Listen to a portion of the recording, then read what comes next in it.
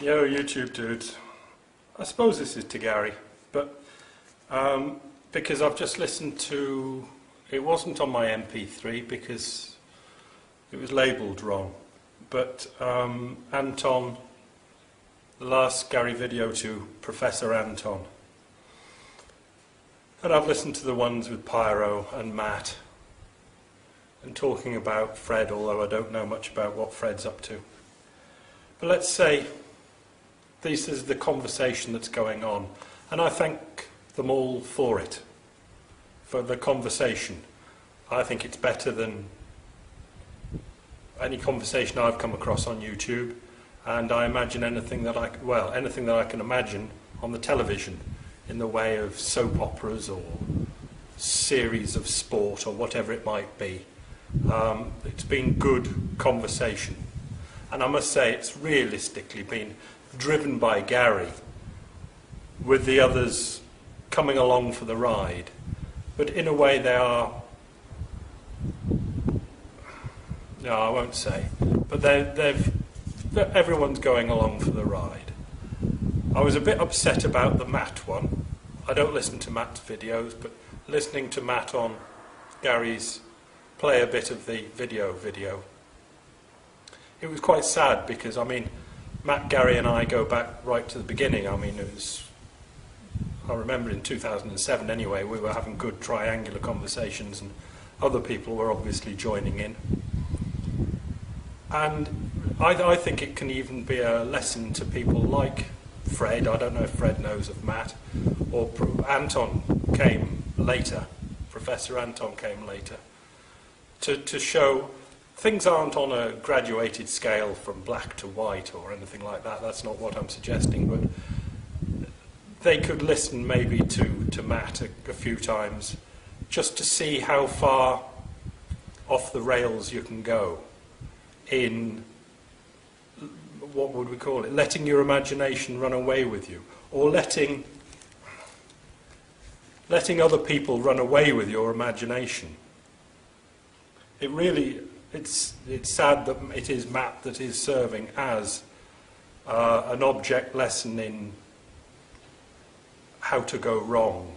But this is obviously, I know, under the great heading of it really doesn't matter, and Matt going wrong, it doesn't matter, but if it does point some other people in the right direction of how you should not let other people push your mind around, maybe that's good, but we know in the great scheme of things that doesn't matter either.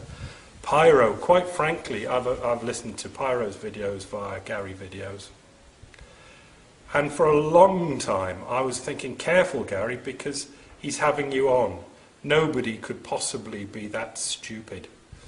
But thinking back on it, Matt, Pyro, Fred and Professor Anton kind of came to my attention by coming into the free will debate or conversation, and all on the side, in one way or other, of yes, we do have free will and you are wrong, let's say Gary and I, to assert that you don't have free will. And I'd like to say that that free will thing is attached to what I'm going to talk about, because I've taken notes on this one. But I think it would be too complicated for me to try and link it in. But I think it is instructive that the people that are recalcitrant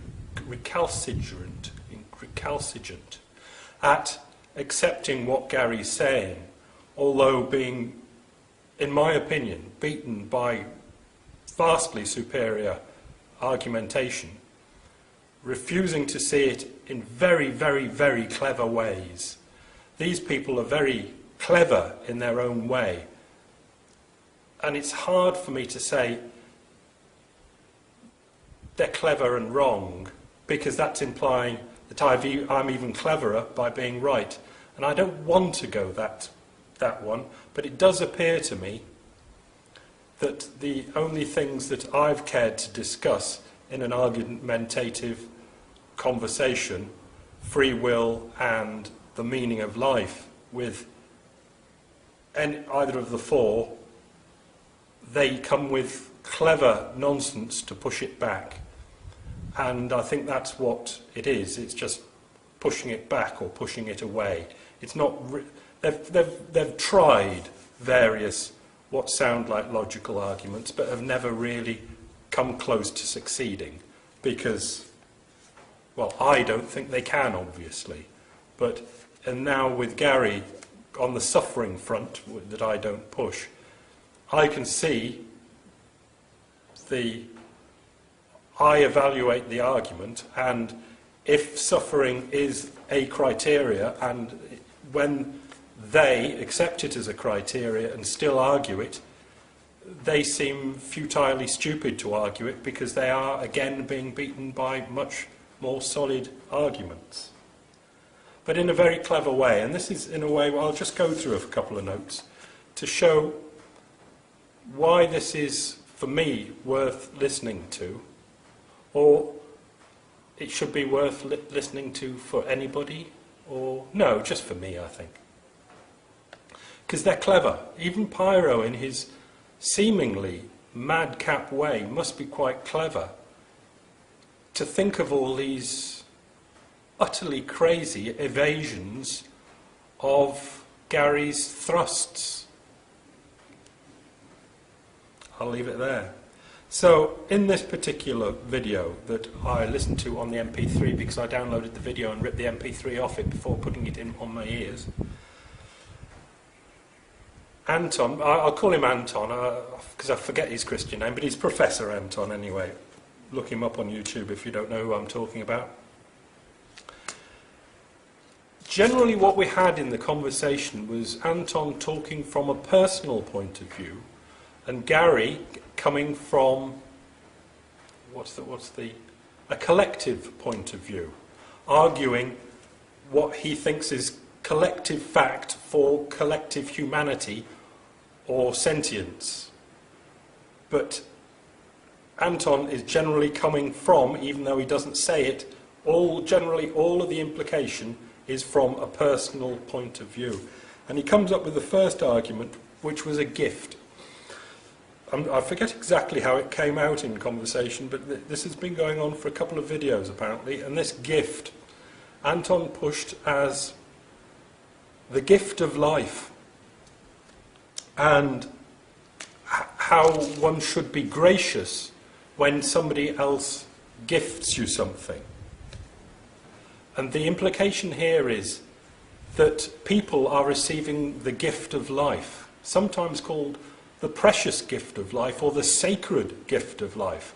Now, you'll have it stocked away in your concepts in your head as sacred or precious gift of life. And it's clever by Anton to bring this one out, knowing that it will resonate with other brains, because he'll know that in songs and TV and movies, this precious gift of life thing is always dressed up in clean pink pyjamas. It's really nice. So it's a really good one to put in and dress it up. Doesn't call it the gift of life, but just calls it a gift. And you're receiving a gift, and you should be gracious about that gift because people have gone to the effort of giving you that gift. So obviously Gary pointed out that this is not true. Because it's not. Just because somebody gives you a gift, yes, you can say thank you, but you have no obligation if they give you a mustard-coloured tie to wear the mustard-coloured tie. But yes, perhaps for civilization to progress, you should say thank you for the mustard-coloured tie before it goes on eBay if it's silk and in the bin if it's not. Or stuffed at the back of the wardrobe. But what the idea here is that parents are giving the gift of life to the child, but they're not. Well, I'm saying they're not, but I'll give you the opportunity to say that they are.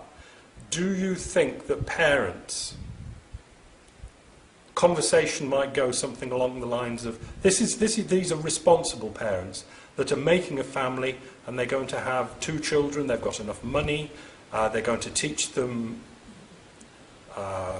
all sorts of really nice things. They're going to give them the things that they didn't have in life, and do you think they still will, let's pop upstairs and do some gift of lifing? Do you really think that that's what the parents are thinking any time in that decision, whole decision making from, should we have a family, dear?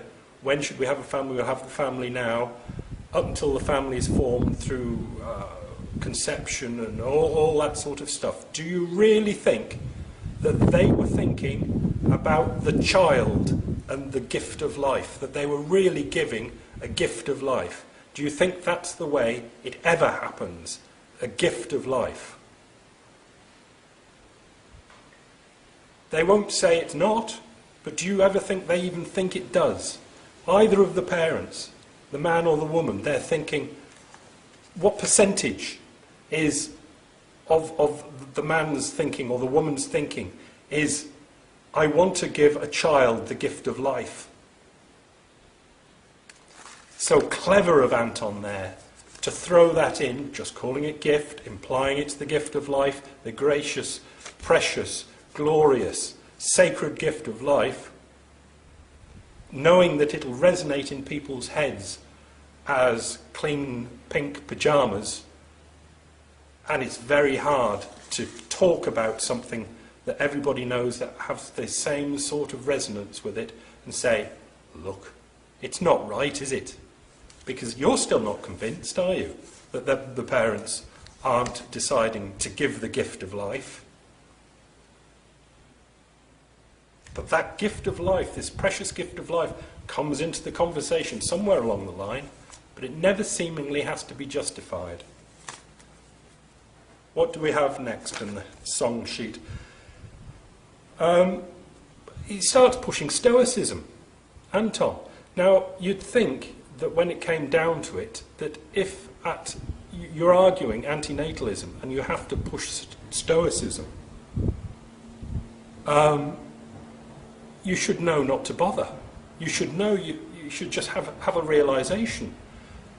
He pushes, Gary hits him up with, why should we live a lie?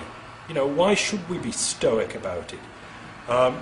Making do is Anton's expression. Making do. In a conversation about antinatalism. I don't know how anybody could possibly do that. With a straight face or try and justify it away. Make do, Stoicism. In a discussion on antinatalism. But this is it. Gary says, why should we live a lie? But Gary isn't saying, why should I live a lie? Gary's saying, why should people live that lie? But Anton is saying, I'm making do. Why can't you? And it's a rotten fucking argument.